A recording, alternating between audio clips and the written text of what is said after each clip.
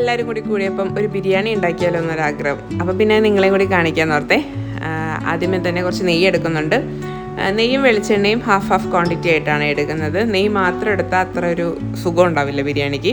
ആദ്യം തന്നെ നമ്മൾ സവോള നന്നായിട്ട് അരിഞ്ഞ് വറുത്ത് മാറ്റി വയ്ക്കുകയാണ്. ഇത് നമുക്ക് ചിക്കനും വേണം, പിന്നെ നമുക്ക് കുറച്ച് ലാസ്റ്റ് ഗാർണിഷ് ചെയ്യാനും യൂസ് ചെയ്യാം. എന്നിട്ട് ആ ഓയിലിൽ തന്നെ നമ്മൾ കശുവണ്ടി കിസ്മിസും നന്നായിട്ട് വറുത്ത് കോരി വയ്ക്കുക.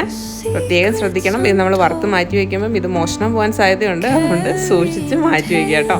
അതിന് നമ്മൾ മൂന്നും നന്നായിട്ട് മാറ്റി വെച്ചിട്ടുണ്ട്. ഇനി നമുക്കൊരു പാനിൽ ചിക്കൻ പ്രിപ്പയർ ചെയ്യാം. അതിനായിട്ട് നമ്മൾ നേരത്തെ വറുത്ത എണ്ണയുണ്ടല്ലോ, നെയ്യും വെളിച്ചെണ്ണയും കൂടെയുള്ള അത് തന്നെയാണ് നമ്മൾ ഇതിലേക്ക് യൂസ് ചെയ്യുന്നത്. പോരാത്തതിന് കുറച്ചും കൂടെ നമ്മൾ നെയ്യ് ആഡ് ചെയ്ത് കൊടുക്കുന്നുണ്ട് ഒരു ഫ്ലേവർ കിട്ടാനായിട്ട്. അതൊന്ന് ചൂടായി വരുമ്പോഴേക്കും നമ്മൾ അരിഞ്ഞു വെച്ചിട്ടുള്ള ബാക്കി സവോളയും കൂടി ഇട്ട് നമുക്ക് നന്നായിട്ടൊന്ന് വഴറ്റാം. ഈ സവോള ഒരുപാട് അങ്ങ് മൊരിഞ്ഞു പോകേണ്ട ആവശ്യമൊന്നുമില്ല കേട്ടോ. നമുക്കൊരു ട്രാൻസ്പെറൻ്റ് ആയിട്ട് കിട്ടിയാൽ മതി. സവോള നന്നായിട്ട് ട്രാൻസ്പെറൻ്റ് ആയിട്ട് വന്നിട്ടുണ്ട്. ഈ സമയത്ത് നമ്മൾ നന്നായിട്ട് കഴുകി വൃത്തിയാക്കി വെച്ച് ചിക്കൻ്റെ പീസസ് ആഡ് ചെയ്യാം. ആക്ച്വലി ബിരിയാണിക്ക് നമ്മൾ കുറച്ചും കൂടി വലിയ പീസസ്സാണ് എടുക്കുന്നത്. ഇത് നമ്മൾ ഓൾറെഡി ബിരിയാണി വെക്കാൻ പ്ലാൻ ഇല്ലാത്തതുകൊണ്ട് മേടിച്ച് വെച്ച ചിക്കനായിരുന്നു. അതുകൊണ്ടാണ് കുറച്ച് ചെറിയ പീസസ് ആയിട്ട് ഇരിക്കുന്നത്. എന്നതിന് ശേഷം നമ്മൾ അതിൻ്റെ ചിക്കൻ്റെ കളറൊന്ന് മാറി വരുമ്പോൾ നമ്മൾ അതിനകത്തേക്ക് ഉപ്പ് ആഡ് ചെയ്യാം.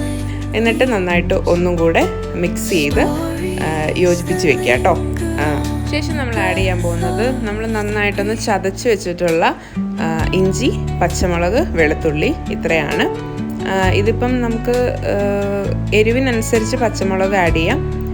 ഇഞ്ചിയും വെളുത്തുള്ളിയൊക്കെ ഇതിപ്പോൾ 1 കിലോ ചിക്കൻ ആകുമ്പോൾ നമുക്ക് 1 കുടം വെളുത്തുള്ളി എടുത്താൽ മതി. അത്ര തന്നെ പാകത്തിന് തന്നെ ഇഞ്ചിയും എടുത്താൽ മതി കേട്ടോ. അതിന് ശേഷം അതൊന്ന് മിക്സ് ആയതിനു ശേഷം നമ്മൾ ചെറുതായിട്ട് അരിഞ്ഞു വെച്ചിരിക്കുന്ന തക്കാളിയും കൂടി നമുക്ക് മിക്സ് ചെയ്ത് കഴിഞ്ഞ് കഴിയുമ്പോഴേക്കും നമ്മൾ തൈര് ആഡ് ചെയ്യണം.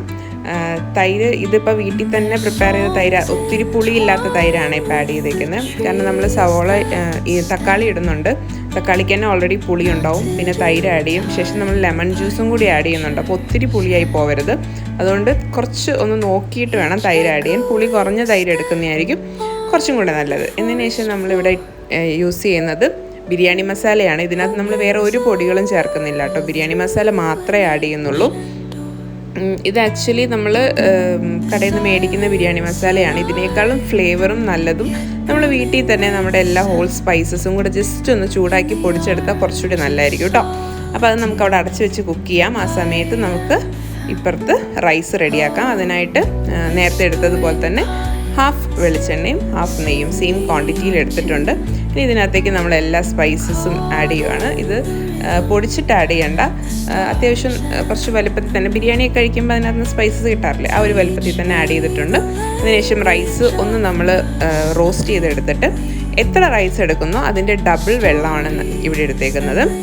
അങ്ങനെ ചെയ്താൽ കറക്റ്റായിട്ട് അത് വെന്ത് കിട്ടുള്ളൂ. എന്നിട്ട് ഉപ്പും ചേർത്ത് കുറച്ച് നാരങ്ങ നീരും കൂടെ ചേർക്കുക. നാരങ്ങ നീര് ചേർത്ത് അരി ഇങ്ങനെ ഒട്ടിപ്പിടിക്കാതെ നമുക്ക് കിട്ടും. ചേർത്ത് നമുക്കത് കുക്ക് ചെയ്യാം. ഇപ്പുറത്ത് നമ്മുടെ ചിക്കൻ വെന്ത് വരുന്നുണ്ട്. ഈ സമയത്ത് നമുക്ക് മല്ലിയിലയും പുതിനയിലയും നന്നായിട്ട് ചെറുതായിട്ട് അരിഞ്ഞത് ആഡ് ചെയ്യുക. പിന്നെ നമ്മൾ നേരത്തെ വറുത്ത് വെച്ചിട്ടുള്ള നമ്മുടെ സവോള അതും കൂടി ആഡ് ചെയ്ത് നന്നായിട്ട് മിക്സ് ചെയ്തിട്ട് കുറച്ച് ലെമൺ ജ്യൂസും കൂടി ആഡ് ചെയ്യാം.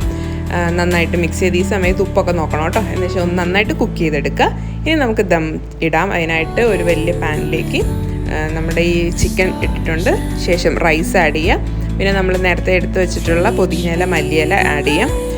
എന്നതിന് ശേഷം വീണ്ടും നമുക്ക് നേരത്തെ നമ്മൾ പ്രിപ്പയർ ചെയ്ത് വെച്ചിട്ടുള്ള സവോളയില്ലേ, നന്നായിട്ട് വറുത്തെടുത്തേക്കുന്ന സവോള, പിന്നെ കാഷ്യൂ, കിസ്മിസ് ഇതെല്ലാം ഇട്ട് ശേഷം ഒരു ലെയറും കൂടെ നമുക്ക് ചോറ് ഇട്ടതിന് ശേഷം വീണ്ടും നമ്മൾ ഈ സെയിം പ്രൊസീജിയർ തന്നെ റിപ്പീറ്റ് ചെയ്യുക. നമ്മുടെ എല്ലാം ഇട്ട് ഗാർണിഷ് ചെയ്യുക.